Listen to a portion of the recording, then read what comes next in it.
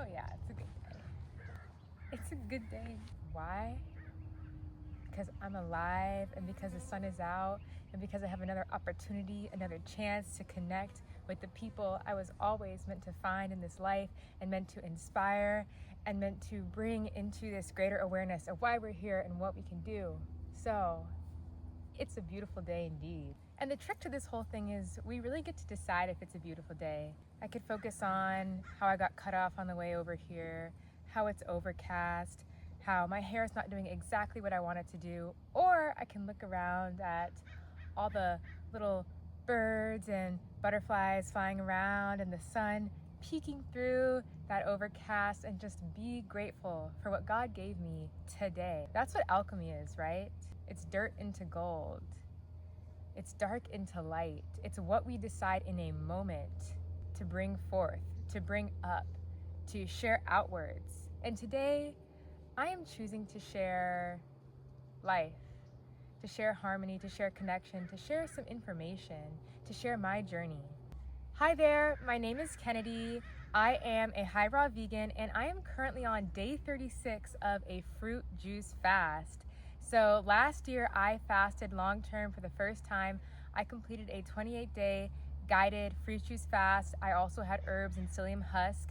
And during this fast, I wanted things to be a little bit different. I wanted this to really be a body-led, intuitive experience so that I can uncover the layers that have been long awaiting their chance to be addressed and to be transmuted by me. So yes, I am on day 36. I've been juicing a lot of pineapple juice, watermelon juice as of the last few days, and I've really been thriving, not only physically, but especially mentally and spiritually. This has really been a journey for me, a time to go deep within, to really take a look at my life, how I'm living, how I'm connecting with others, and how I can only make this world a better place by sharing everything that I find and uncover on this journey. So today I would like to talk about why I like to fast in the winter. Now, this is very interesting because many people, rightfully so, avoid fasting and long-term fasting in the winter seasons for the main and obvious reason is that fruits are out of season. That has been my biggest challenge thus far, is being able to rely upon one fruit or a couple fruits over time in order to get this level of clearing physically that I'm looking for in order to reach a state of deep levels of detox, specifically through mono fruit fasting in the form of juice fasting. And this has been the biggest challenge for me, which is not so much of a challenge in all honesty, because with the supermarkets and with the farmers markets, we always have access to some sort of fruit. It's just deciding what fruit will be the best for me in this given time. When you go on a long-term juice fast, what are the most ideal fruits to juice? Anything super hydrating, super juicy, take grapes, take watermelon, and these are summer fruits. And I just was on the tail end of the grape season that my local farmer had, but that sadly ended, and the grape juice was so amazing that I'm grateful I had it for a period of time, but unfortunately I will not be able to continue that for the remainder of my fast. So I have since switched to watermelon juice, and I've been loving the watermelon juice, so hopefully that will continue to be abundant at the grocery store, and that's what I'm going to juice for the near future. So with that challenge of the majority of the ripest and best fruits for juicing being out of season, why do I like to long-term fast in the winter? And so this is something that is a very interesting topic because a lot of people have strong feelings about when during certain parts of the year they prefer to bulk or feast and prefer to rest and fast. And a lot of people really enjoy, bulking up for the winter, eating a lot of food, staying cozy, more cooked foods. But something I've thought about is when you look at nature, what do animals do? And I know we're humans, we're not these animals, but nature is always a very good example for how we should be living and what is really optimal to do. So you take bears. What do bears do? They hibernate in the winter. They fill up over the summer on salmon and on whatever else they eat. And then during the winter, they rest. They rest and they don't eat much. Same thing with turtles or tortoises. They fill up and during the summer and the fall, and then for winter they go to sleep. And so I think, let's think about why this is happening. What's going on here? Well, first of all, we have less daylight in the winter overall, which means less time that is optimal to be eating multiple meals and to be digesting food, let alone heavy food. So in winter, there's just less hours of daylight. So it doesn't make sense to try to force 3 heavy meals during this time. In fact, it might make sense to do the opposite. Well, there's already going to be less daylight. So you're moving around less, you're at home less, your metabolism's already lower. Why not couple that with a period of, hey, why don't I allow my body the time to rest, right?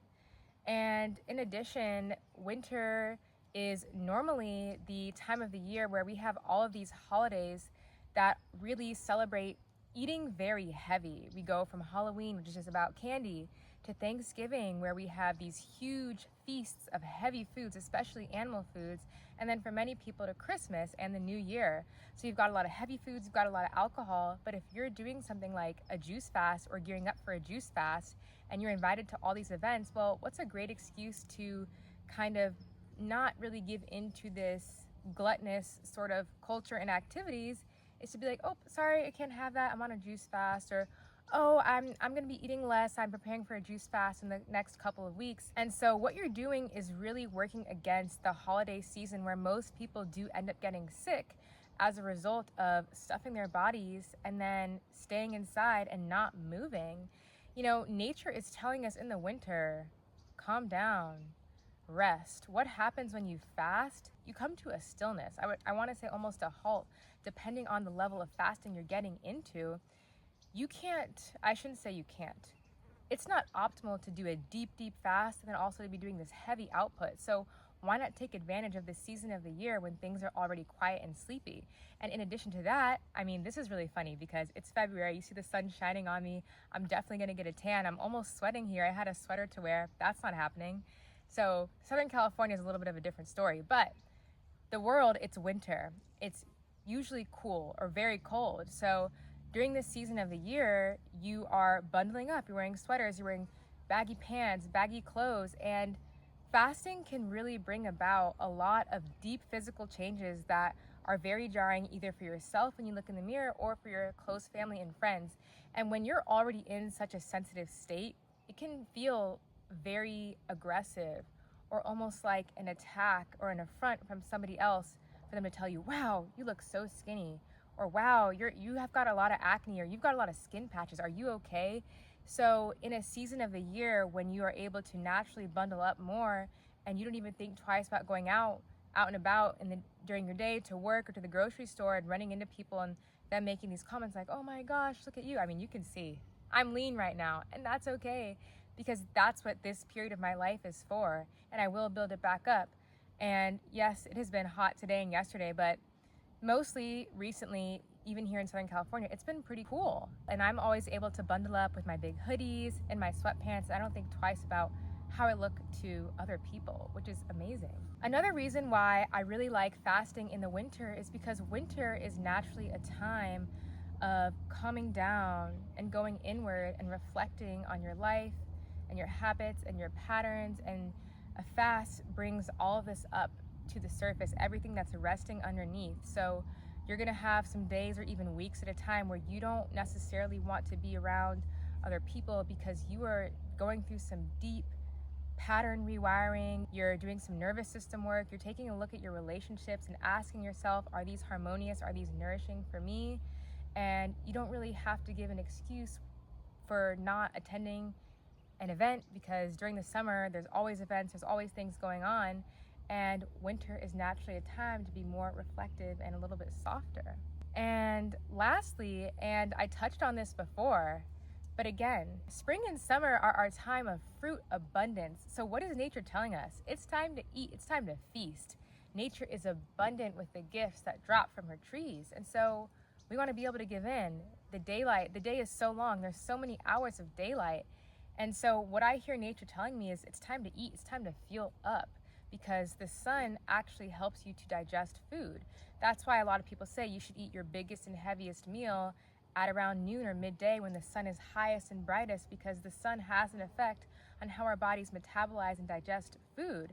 So with more hours of daylight, there's more opportunity for you to have this connection going on where your cells are optimized for breaking down everything that you bring in. So it's really funny because now that I've done this 2 years in a row, I have people asking me, so are you gonna do this every year now? And honestly, I might.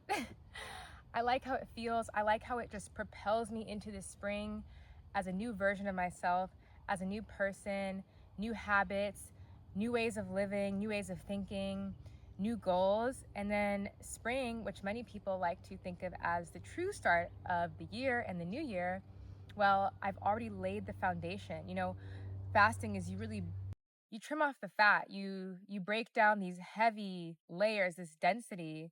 So imagine unearthing all this heaviness within and then walking into the spring the best version of you. You're not waiting till spring, waiting till summer, being uncomfortable with how your body looks or with how you feel inside when things are alive, the earth is alive. There's moments and opportunities to get outside, to go start connecting with people again, to not feel like yourself.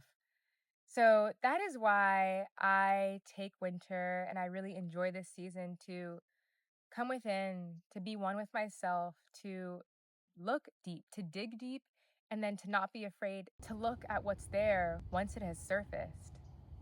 I hope that gives some insight as to why I choose the most difficult time of the year from a fruit availability standpoint. But this is how I like to do it. We're not all the same.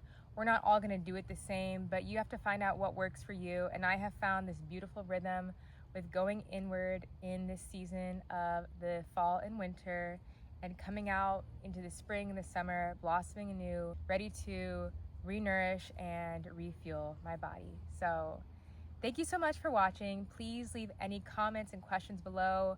Let me know, when do you like to fast? Do you do it seasonally? Do you like to do your longer fasts in the summer or the winter? Let me know what you found through your experiences and your journey as we all walk this beautiful journey in this beautiful path of health and healing together. Thank you so much for watching. Thank you for being here, and I will see you in the next video.